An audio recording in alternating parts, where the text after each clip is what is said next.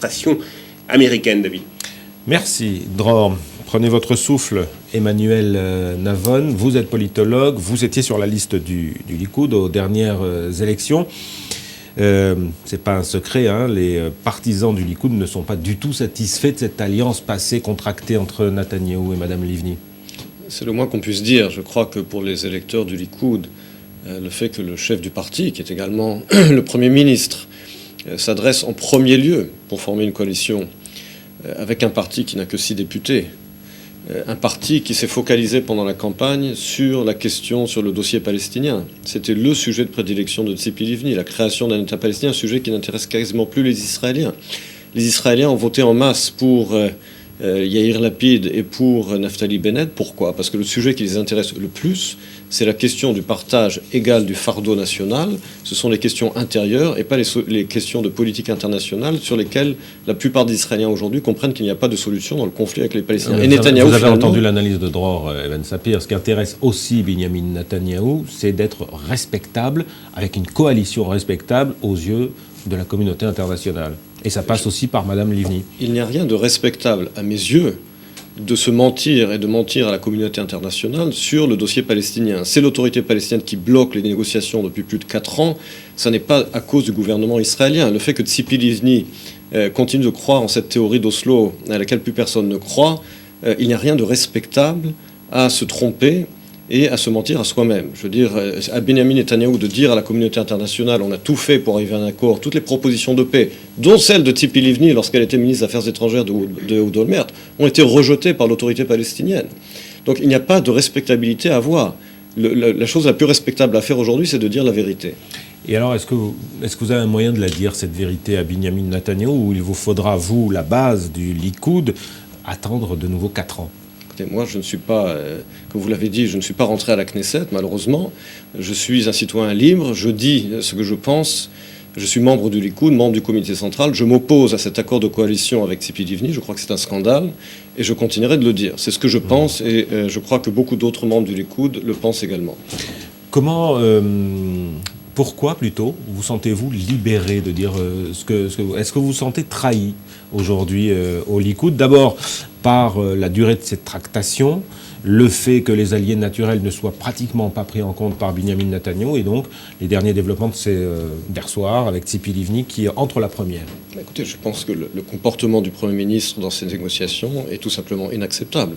Le fait qu'il ait appelé Naftali Bennett, qui est un allié naturel du Likoud, après avoir appelé Zehava Galon, la chef du parti d'extrême gauche Meretz, en dit long sur son comportement.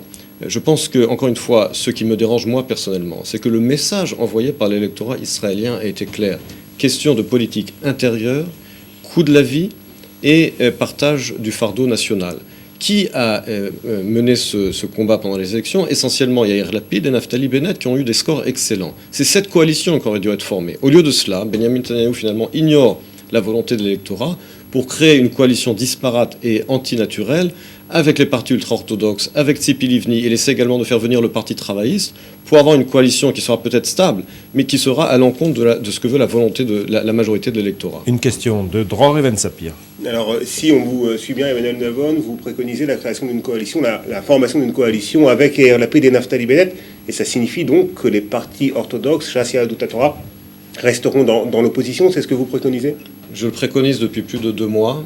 Avant même les élections, je disais déjà à l'époque qu'il faudra créer une coalition, à mon sens, avec Lapid et Bennett, car c'est la seule coalition qui peut donc faire... sans les orthodoxes.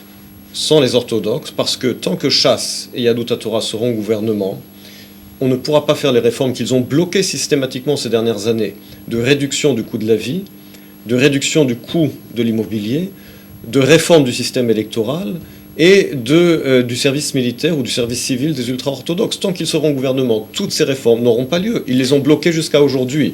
Donc 4 ans d'opposition ne leur feront pas de mal.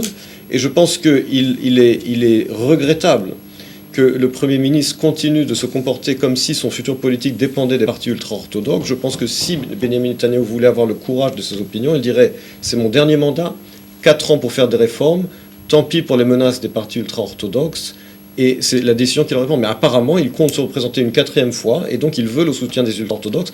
Et donc ça va être, comme on dit en anglais, more of the same. Vous êtes nombreux à dire tout haut ce que vous affirmez aujourd'hui, je vais dire même courageusement en public, contre votre propre chef, contre celui qui était le porte-drapeau du Likoud, et l'est toujours, celui sur lequel vous étiez sur la même liste, donc, au Likoud. Pourquoi cette déception? Vous avez l'impression que le Likoud, aujourd'hui, prend une vraiment mauvaise voie? Écoutez, moi je dis ce que je pense, je suis, comme je l'ai dit, un homme libre, un citoyen libre, je suis membre de mon parti, je dis ce que je pense sur le comportement actuel du Premier ministre. Je crois qu'il est tout à fait naturel d'avoir des désaccords, et on a le droit d'exprimer ses opinions. En tout cas, moi je continuerai de m'exprimer et de dire ce que je pense. Je n'ai pas changé de ligne sur la coalition que je souhaite, comme je viens de le dire, j'en parle depuis plus de 2 mois. Et je pense tout simplement que la coalition qui se dessine aujourd'hui est contre nature et surtout contre la volonté de la majorité de l'électorat israélien. Bon. Oui, non, juste il faut préciser par rapport, pour rebondir sur ce que Emmanuel Navon vient de nous dire, que le prochain sur la liste à rejoindre le gouvernement, à signer peut-être dans les prochains jours un accord de coalition, ce sera le parti chasse. Exactement. Exactement. Oui, on parle aussi de Shaul Mofaz. Oui, mais 2 sièges, ça porte moins à conséquence. Alors, pendant que nous parlons, l'actualité se poursuit. Un communiqué de la présidente du parti Atnoua, Madame Tzipi Livni, qui déclare qu'elle est toujours aussi critique envers la vision politique de Binyamin Netanyahou. Et elle ajoute que lorsqu'un point commun est trouvé, on met de côté les différences. Les points communs, ce sont les négociations pour la paix. Fin de citation. On voit Madame Livni, ce sont des images d'archives, elle est allée rencontrer Shimon Peres après les élections. Vous en pensez quoi de cette déclaration de Madame Livni? Elle dit non, en fait, en bref, ce qu'elle dit, on est d'accord sur rien avec Binyamin Netanyahou, mais on a trouvé un point commun, et c'est pour cette raison, la relance du processus de paix, que je rentre au gouvernement.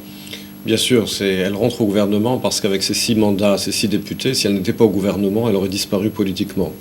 Tzipi Livni n'a jamais manqué une opportunité de se tromper politiquement. Elle a eu plusieurs occasions dans le passé de créer des coalitions, de créer des gouvernements. Elle a fait toutes les erreurs politiques possibles, que ce soit avec son échec de former une coalition après la démission d'Ehud Olmert, que ce soit après son refus de rentrer dans le gouvernement de Netanyahou en 2009, alors qu'elle avait à l'époque 28 députés. Aujourd'hui, elle se retrouve avec 6 députés. Donc elle vient à la queue entre les jambes dans la coalition de Netanyahou en trahissant son électorat, puisque finalement elle sait très bien elle-même qu'il n'y aura pas de négociation avec la Palestinienne, puisque les offres qu'elle a fait dans le passé ont été rejetées et que Mahmoud Abbas n'acceptera pas moins que ce qu'il a refusé dans le passé. Donc elle sait très bien qu'elle trahit son électorat, mais elle veut se sauver la peau politiquement avec ses 6 députés. C'est ça la vérité. Voilà, Emmanuel Navon, merci d'être passé nous voir, un peu aigri ce soir.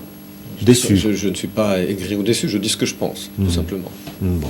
Merci Emmanuel Navon, à bientôt Merci à vous. sur le plateau de Guisen TV. Nous, on va continuer avec